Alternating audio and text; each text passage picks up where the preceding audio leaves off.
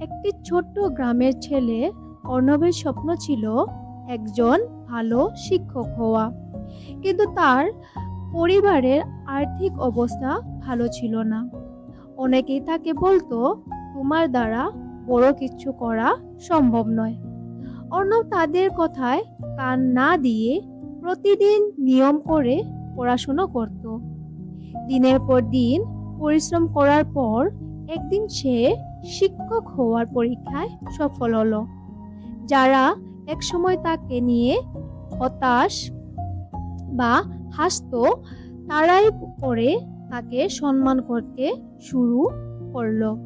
অর্ণব বুঝতে পারলো, মানুষ তোমার স্বপ্নকে ছোট করতে পারে, কিন্তু তোমার পরিশ্রমকে থামাতে পারে না।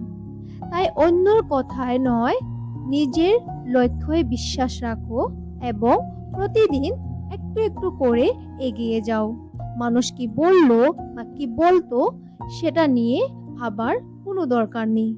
নিজের লক্ষ্যটা ঠিক করে রাখো আর নিজের লক্ষ্যে তুমি এগিয়ে যাও।